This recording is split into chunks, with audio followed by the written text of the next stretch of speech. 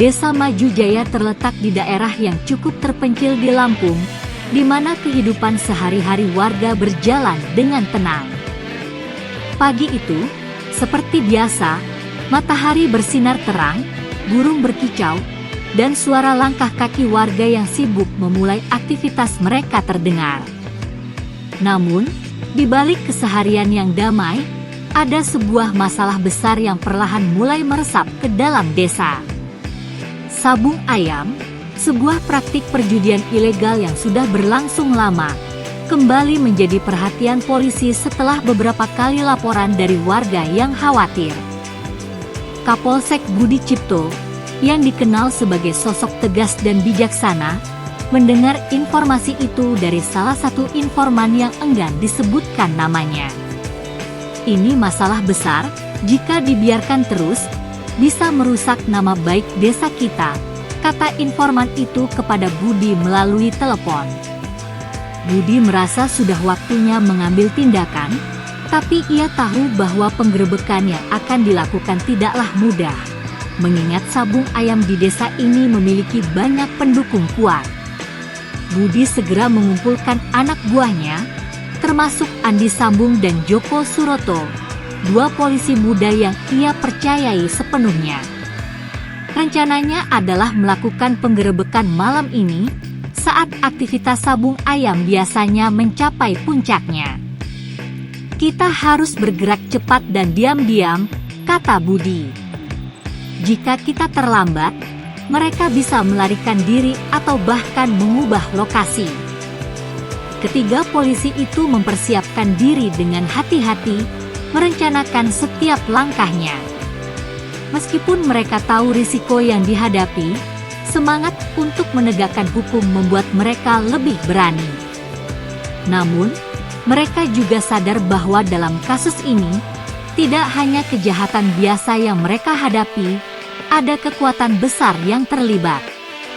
Malam tiba, dan Budi memimpin timnya dengan penuh kewaspadaan. Mereka menyusup lewat jalan-jalan kecil yang jarang dilalui orang.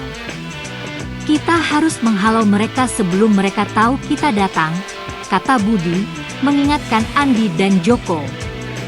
Jaga komunikasi, jangan sampai ada yang bocor. Mereka tiba di lokasi yang sudah dilaporkan sebagai tempat perjudian sabung ayam. Tempat itu tersembunyi di balik pepohonan rimbun, jauh dari keramaian desa. Budi menginstruksikan Andi dan Joko untuk tetap berjaga-jaga di pintu masuk sementara ia masuk lebih dalam untuk memeriksa lokasi tersebut. Dengan gerak hati-hati, mereka mendekati kerumunan yang terlihat sedang mempersiapkan pertarungan ayam. Sesampainya di tempat itu, suasana sangat kontras dengan desa yang tenang. Terlihat beberapa pria berbadan kekar, berpakaian seadanya, sedang duduk mengelilingi arena sabung ayam. Di tengah kerumunan itu, uang taruhan bertumpuk di meja, dan di sisi lain ada beberapa orang yang bertaruh dengan harapan kemenangan. Para penjudi tampak sangat menikmati pertunjukan tersebut, tidak menyadari bahwa para polisi sedang berada di luar sana. Namun, rencana untuk mengepung dan membubarkan kegiatan itu tiba-tiba terganggu. Ada yang aneh, bisik Budi, merasakan sesuatu yang tidak beres. Sepertinya, ada lebih banyak orang di dalamnya daripada yang ia duga sebelumnya, dan beberapa dari mereka tampaknya bersenjata. Kita harus segera bertindak, kata Budi, berusaha untuk tetap tenang meski ada perasaan cemas yang mulai merasuki dirinya. Budi memberi sinyal kepada Andi dan Joko untuk bersiap.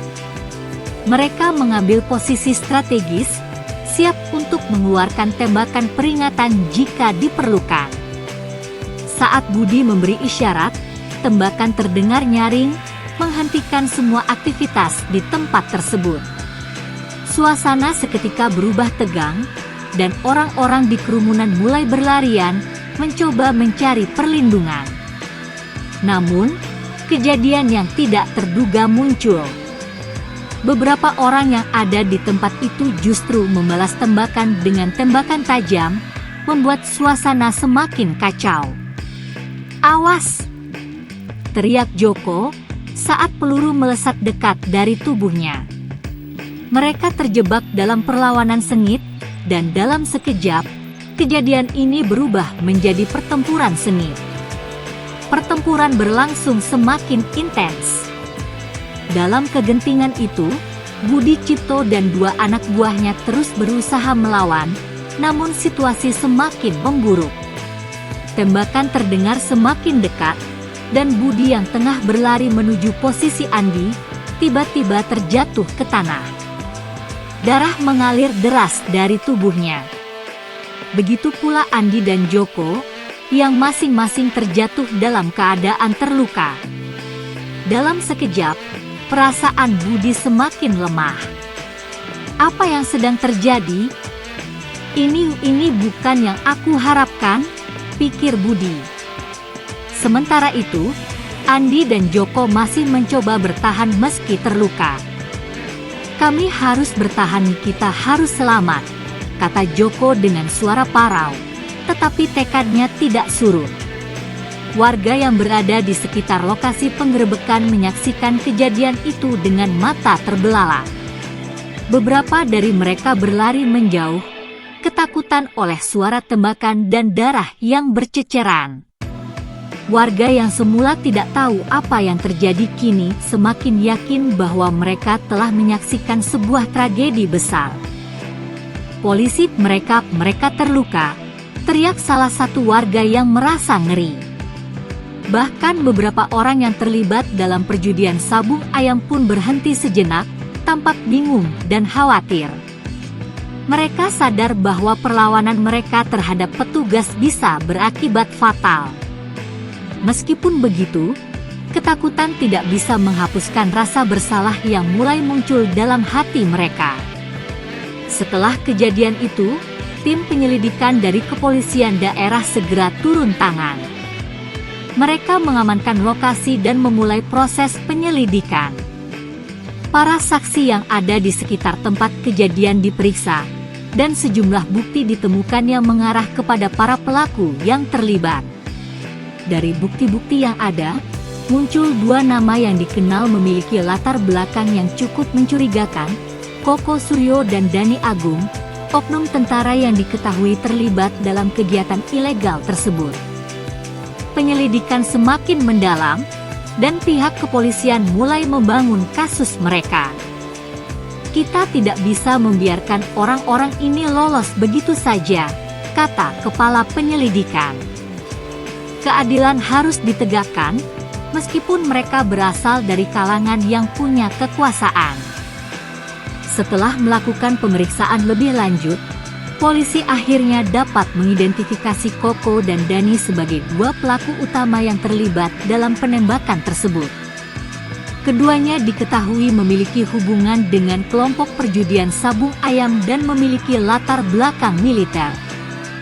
Hal ini membuat penyelidikan semakin rumit, karena melibatkan oknum yang seharusnya menjaga keamanan, bukan justru merusak keadilan. Pihak kepolisian pun bekerja sama dengan detasemen polisi militer untuk menangani kasus ini. Kita tidak bisa menoleransi tindakan seperti ini. Meskipun mereka memiliki latar belakang militer, hukum tetap berlaku untuk semua orang, tegas kepala kepolisian daerah.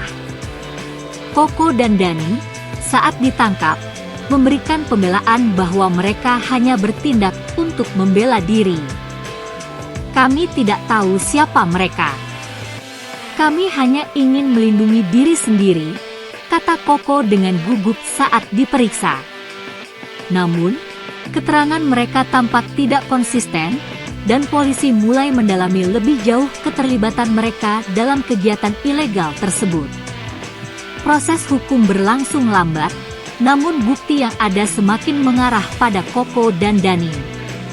Mereka dihadapkan pada sidang pengadilan, dan setelah serangkaian pemeriksaan, akhirnya mereka dijatuhi hukuman yang cukup berat atas keterlibatan mereka dalam penembakan dan perjudian ilegal. Meskipun hukuman telah dijatuhkan, rasa kehilangan dan trauma akibat peristiwa tersebut tetap membekas di hati keluarga polisi yang menjadi korban. Peristiwa ini mengguncang hati banyak orang di Desa Maju Jaya. Warga desa yang dulu mendukung polisi merasa bahwa mereka perlu mempertimbangkan kembali siapa yang mereka percayai. Kepercayaan terhadap aparat kepolisian dan sistem hukum mulai menurun. Mereka merasa bahwa meskipun polisi sudah berusaha keras, kadang-kadang mereka tidak bisa menghindari kekuatan besar yang ada di balik kejahatan. Walaupun Budi, Andi, dan Joko mengalami tragedi tersebut, keberanian mereka tidak akan pernah terlupakan. Mereka tetap menjadi pahlawan yang tidak kenal lelah dalam menjalankan tugas, meskipun harus membayar harga yang sangat mahal. "Mereka adalah pahlawan kita," kata salah satu warga dengan suara bergetar, mengingat pengorbanan yang telah dilakukan. Tragedi ini mengajarkan kita bahwa kejahatan bisa datang dari mana saja, dan tidak peduli siapa pelakunya. Polisi mungkin berusaha sekuat tenaga untuk menjaga keamanan dan keadilan, tetapi mereka juga manusia yang tidak lepas dari ancaman. Keberanian Budi, Andi, dan Joko patut dihargai, dan mereka menunjukkan bahwa mempertaruhkan nyawa demi kebaikan adalah suatu pengorbanan yang luar biasa. Kesimpulannya, kejadian ini mengingatkan kita bahwa hidup tidak selalu berjalan sesuai rencana. Namun, kita tidak bisa membiarkan ketidakadilan menguasai kita. Pengorbanan para polisi dalam upaya menegakkan hukum dan keamanan harus dihargai, dan kita harus terus bekerja sama dengan aparat untuk menciptakan masyarakat yang aman dan damai. Kepercayaan, kerjasama, dan keberanian adalah kunci untuk menghadapi tantangan apapun yang datang dalam hidup kita. Peristiwa tragis yang terjadi di Desa Maju Jaya memberikan kita banyak pelajaran penting. Tragedi ini mengingatkan kita bahwa hidup seringkali dipenuhi dengan ketidakpastian dan risiko. Budi, Andi, dan Joko, meskipun mereka adalah simbol keberanian dalam menjalankan tugas mereka sebagai aparat hukum, ternyata juga tak terhindar dari kenyataan pahit bahwa kejahatan tidak mengenal batas. Tidak peduli seberapa siap dan berani seseorang, ancaman bisa datang dari arah yang tak terduga. Namun, di balik tragedi ini, ada satu hal yang patut diambil sebagai pembelajaran utama: keberanian. Keberanian untuk menghadapi ketidakpastian dan berjuang meskipun risiko yang dihadapi sangat tinggi.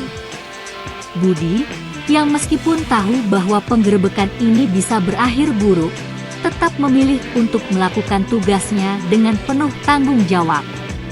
Mereka mungkin tidak berhasil menghindari kecelakaan itu, tetapi keberanian mereka dalam menghadapi kejahatan dan melindungi masyarakat tetap akan dikenang. Selain itu, kejadian ini juga mengajarkan kita pentingnya sistem yang adil dan transparan. Dalam setiap sistem hukum dan penegakan keadilan, tidak boleh ada ruang untuk praktik-praktik ilegal yang melibatkan pihak-pihak yang seharusnya menjaga ketertiban. Polisi, aparat hukum, dan semua pihak terkait harus senantiasa berintegritas dan berkomitmen untuk menegakkan hukum tanpa adanya diskriminasi atau penyalahgunaan kekuasaan. Tragedi ini juga menyoroti perlunya kerjasama antara masyarakat dan aparat penegak hukum untuk menjaga keamanan dan menciptakan lingkungan yang lebih baik. Terakhir, kita juga harus menyadari bahwa dalam situasi seperti ini, meskipun keadilan mungkin terlambat, tetap ada harapan untuk perubahan. Proses hukum yang telah berlangsung menunjukkan bahwa tidak ada yang di atas hukum. Siapapun yang melanggar hukum, tidak peduli siapa mereka, harus bertanggung jawab atas perbuatannya. Namun, perubahan yang lebih mendalam dalam masyarakat tidak akan tercapai hanya dengan hukum semata. Kita semua, sebagai bagian dari komunitas, harus berkontribusi untuk menciptakan dunia yang lebih baik dan adil.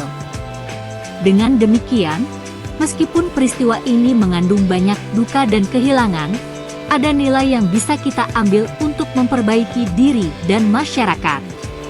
Kita harus terus belajar dari masa lalu, menghargai keberanian mereka yang berjuang untuk kita, dan bekerja sama untuk membangun masa depan yang lebih baik.